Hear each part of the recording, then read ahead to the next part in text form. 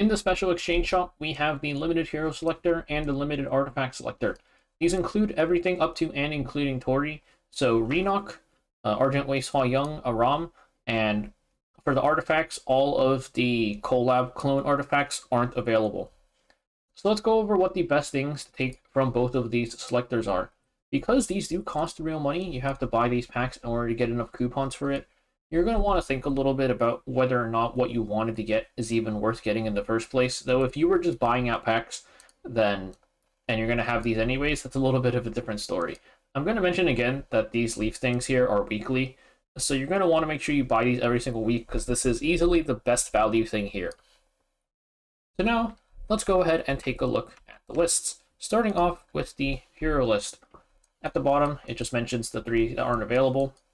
But then here we have Afternoon Soak Flan and Young Senya in the S tier. I would say this S tier is the main reason you would look to buy this pack in the first place. Afternoon Soak Flan is such a strong unit. She's a really good DPS in all of the PvP game modes. Her perma evasion is super annoying to deal with, and you can slot her into like different types of teams too. You can put her in like fast teams, like you can do like cleave, aggro, turn 2 with her. She's just such a good unit. And then her evasion makes her so bulky, and unless they have hit chance, she can kind of shrug off a lot of debuffs too. Unless like it's a non-attack skill or something. So I think she's just a really flexible DPS and definitely worth picking up.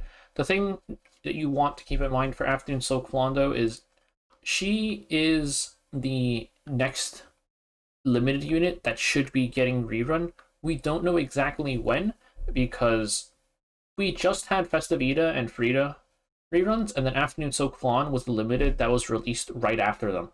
Her initial banner was on October 17th, 2024, which is about a month and a half away, and we can't guarantee that she'll rerun at the exact same time, but she is the unit that should be rerunning next, which you might want to keep in mind when deciding who to pick. Next up is Young Senya. Young Senya is really good into units that AoE you, primarily used as a Harseti counter when she was released. She was the only real Harseti counter. I think at this point there's other ways to deal with Harseti besides just using Young Senya. Like, obviously there's Aram, but even besides Aram, there's other ways to fight Harseti in Arena, I think. And then I think Young Senya for Guild War is still really good, just because you have less flexibility with your team like building in Guild War since you only have 3 units. I use Young Senya a ton there. And then she still gets used in RTA. You can lockpick a green unit on 3 and then pick Young Senya on 4, and then they're either forced to ban it or they just have to deal with Young Senya. I think she's still a really good pickup. It is also worth noting that after Afternoon Soak Flan reruns, Young Senya should be next. So these are literally the next 2 units that are going to rerun. Young Senya's banner was initially on December 12th, 2024. And same thing with Flan, we don't know if it's going to rerun at the same time. Could be earlier, could be later. Nobody knows. So next up is the A tier. I think these units are all really good. It's just not as good as the ones above for various reasons. Ahmed, really strong cleave unit. The only thing is, being a cleave unit, you do have to be really fast to use her. And there's going to be a lot of shifts, I think, in how cleave is going to work with Lady of the Scales out and Armin, and we'll see what else they decide to do. Also Setsuka, of course, but I think Ahmed is still really good. She's not as good in Arena anymore, I think, but I think she's still really good in Guild War. There's certain teams you can just Ahmed DPS +1 and then just slam everything into them. And then, yeah, she's just a really good cleave opener if you find yourself needing one. And then there is Frida. Frida, still really good cleave support. She gives a free soul burn to the front line. You get your free soul burn through Bellion, and then in the case of like if you're doing like Emma Luna into Bellion, you can seal her, and then Frida can use S3 but bird's eye view. So just a really strong cleave support. She's been insane since her release. In RTA, you might find it a bit hard to use her, but definitely I think for a Guild War Arena, she's just such a nice unit to have.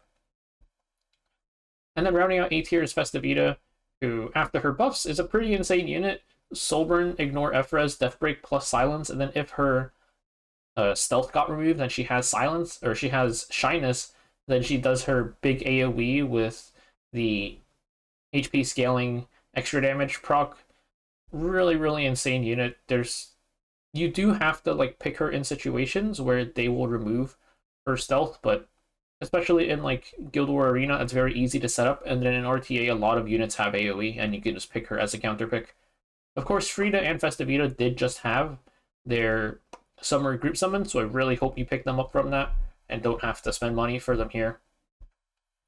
And then we have the B tier. I would say B tier, these units are like fine. It's just, I don't know if I would spend money for these, honestly. You have Diane, not as strong as she was initially after her buffs, but still a pretty solid cleanser, I think.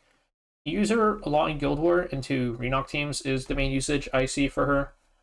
She's got the pen res and crit res on her S3, attack buff and barrier on her S2, ton of cycling, ton of buffs, still a pretty good cleanser slash buffer, I think. And then you have Tori. Tori is a really strong DPS, just a bit of a hair loss unit because her, like, all of her damage is just loaded with RNG. 20% chance to proc cascade per buff. So you need 5 buffs for consistency.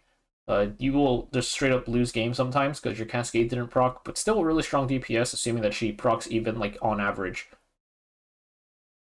And then you have Holiday Yufine. Holiday Yufine, her role is kind of as like a cleave counter, but it depends on like what you're fighting into, because she doesn't really work into Witch of the Mere Tenebria, since Witch of the Mere Tenebria is a non-attack skill on S3. And then she also for Trial of the Constellations is completely unneeded at this point. There's no reason to use her, so if you plan on picking her up for that, I'll just tell you it's a waste of your money. I feel like this unit is permanently like on the edge of being okay slash good, because you see people say she's okay slash good every single season, but then she's also like just very frustrating to deal with because her kit is so RNG. I'm personally hoping that they give her an EE that makes her S1 AoE on counter 2, and then she can use the new counter set. I think that would be kind of fun. But I think this unit is just okay for now. And then you have Laya. Laya, she's still an okay cleanser. It's just she gets like kind of run over these days and weak to injury, of course, but in certain situations you can still pick her fine, and she has her whole thing where her S3 giant nuke and she can kind of kill things pretty easily with it. Plus her skill reduction on her S2 is still really good. Her artifact is the main draw for Laya, which since they're not tied together, Laya gets a little bit lower. Fairy Tail Tenebria is still fine on like a 4-5 just to punish people who don't have any cleanse, because her debuffs are super, super strong. You land her provoke, she procs her S2, it's even more debuffs. She's just a debuff spam unit on 4-5 to punish people, and she can hold book. And then you have the C tier, where I would say this is the part where you really want to start thinking about whether or not it's worth it. Blooming Litica is a cleave unit.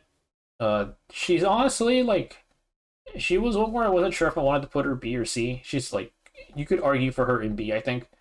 She needs setup because she needs somebody with a debuff to proc her. So she works like with like Zio and stuff. Zio, Blooming Litica, Amalteo is a pretty common combo. As long as you have the setup for her, I think she's pretty strong. One thing is that she doesn't really work into a ROM, so make sure you're not trying to do that. And then her S3 does pretty solid damage as well. She's just like an okay cleave unit, I think. And then you have SSB. I think SSB is a unit that should only really be used by people who already have her, which sounds kind of weird, but the thing is that for SSB to like hit her peak, she needs a plus 30 Rengar special drink. But SSB is like a mid unit. I don't think you should be investing 5 bottles or however much it takes you to plus 30 a Rengar special drink just to have her be like mediocre. So I really only think that if you already have her like and her artifact max from when she was really good, that's when you should maybe consider gearing her. Otherwise, I don't think she's really worth it. She's like obviously still usable with the plus 15 Rengar special drink, but even like spending money to pick up a Rengar special drink, I don't think is worth it. You could use her for like Wyvern one-shot or something, but like there's other wave 1 clearers. Like you could just use Arya and it's the same thing. Or if you have the gear for it, Clarissa is way better.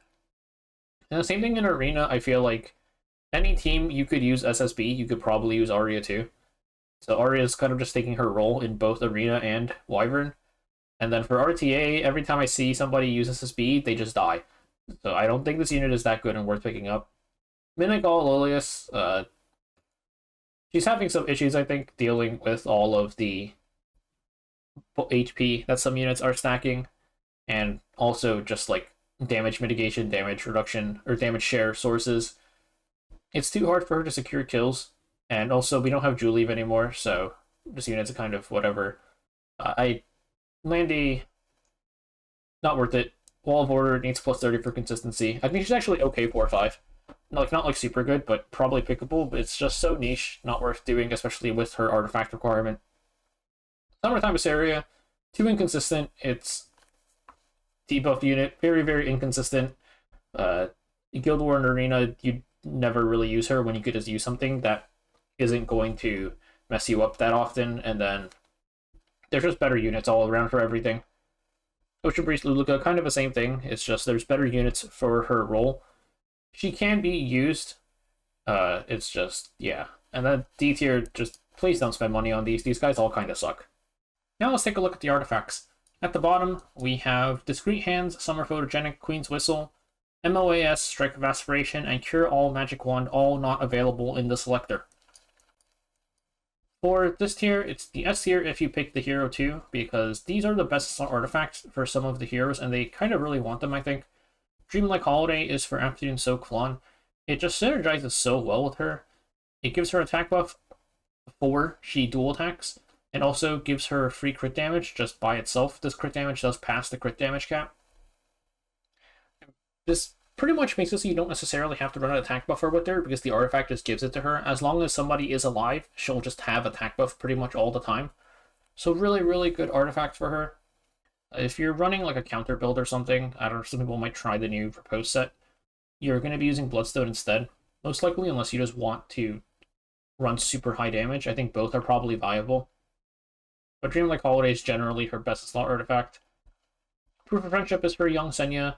This artifact gives HP, and also CR pushes the front line when Young Senya moves. It's free HP for her S2 to be higher damage, and just more cycling for your front unit. If you're using her into Harseti, then it makes it so that after Young Senya procs S2 and uses S3, the unit in the front will always go right after her because of the extra CR push. So really, really nice. Phantom Light and Dark is specifically for Ahmed because you need 2 non-attack skills in order to activate the CR push and crit damage buff, which Ahmed can do reliably because you S2 into S3 and that's 2 non-attack skills. This basically just gives more for your cleave unit. So it's crit damage buff to increase their damage, and CR push, they get pushed up a little bit higher. Sweet Miracle is next. This artifact is good on so many warriors. It's free HP and then also reduces debuff durations by 1 turn, once every 3 turns. This lets you shrug off a lot of debuffs turn 1, and then even if it's in a longer fight, it can be hard to consistently lock down these units. This gets used on a ton of warriors. Emil Payra used to use this. She's mostly just on Uberius these days for more damage, but it's still like an option, just not the common one. Conqueror Lilius, Urban Shadow Shoe. This artifact is one of the ones that's flexible enough that future warriors, if they release any, have a chance to use this. Lia herself uses this, obviously. She's just not that strong right now. But yeah, this artifact is super, super good. That's why it's alone in S tier. Next up is Soul Consolation. This artifact gives you effect resistance, and also, after using a non-attack skill, increases combat readiness of the holder by 16%. So this is pretty much just for cleansers. Like, you can run this on Infinite Horizon Acades, Desert Jewel Bazaar. Lady of the Scales can run this herself. It's, besides the stats, like the free F-res is really, really nice, plus the effect is nice. Next is Guiding Light. Guiding Light gives you Stealth turn 1, and then a chance to proc Stealth every 2 turns, because there's a cooldown on the Stealth coming up, and the Stealth lasts for 2 turns. This artifact isn't like OP anymore, it's just still like solid. You can use it on like some Rangers. A lot of Rangers have built-in turn 1 Stealth now though, like Eligos has it on his EE, Landy has it just in her kit, Seafang the Politis has it in her kit. So they've been trying to work Stealth just directly into Rangers, but this artifact is still really good. One thing is if you're cleaving, like if you're cleaving with Briar Opener or Litica Opener, you don't want to use Guiding Light unless you're insecure about your speed. Like those units just use Renewed Will if you're cleaving. But you could still use this on some other units, and it's like decent. And then there's Fairy Tale of a Nightmare.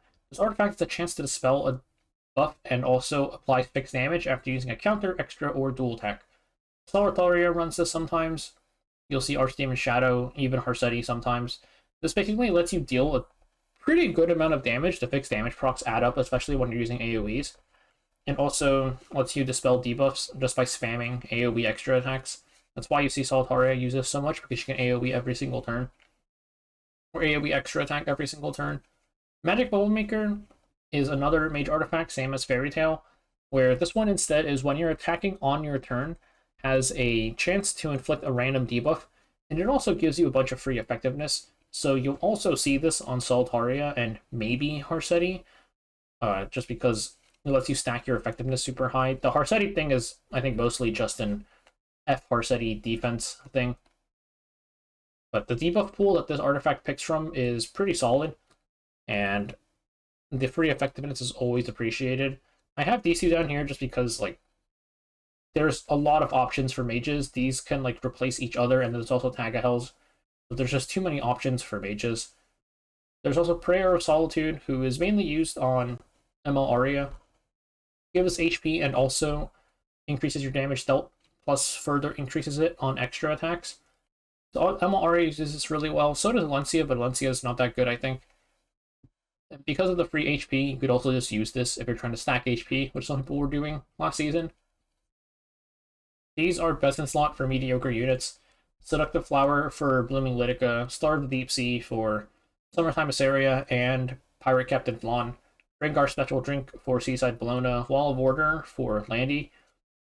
So I just don't think these are worth, like, investing in, because you're picking them just for a unit for them to be, like, whatever.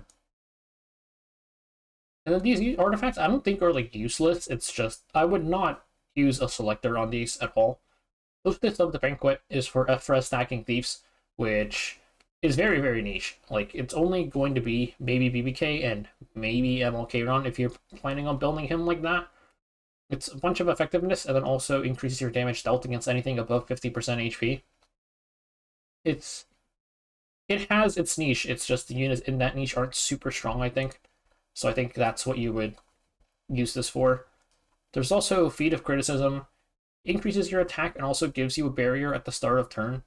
I've seen people use this just for the attack, like because they ran out of artifacts. And sometimes the barrier turn 1 can be nice to guarantee. Maybe not guarantee, but make it a bit easier that you get your first turn off. And then there's Spotted Mouse Hair Tie. The problem with this artifact is that it needs plus 30. I don't think it's that bad, but you want plus 30 for consistency, and also Bird's Eye View largely gets the job done. So there's not too much of a point in this. And then all of these artifacts down here are just completely useless. Do not spend your money on these. So that's it for the artifact selectors, or the hero and artifact selector for the limited one.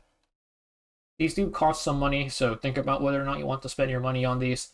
But that's it from me, and I'll see you guys next time.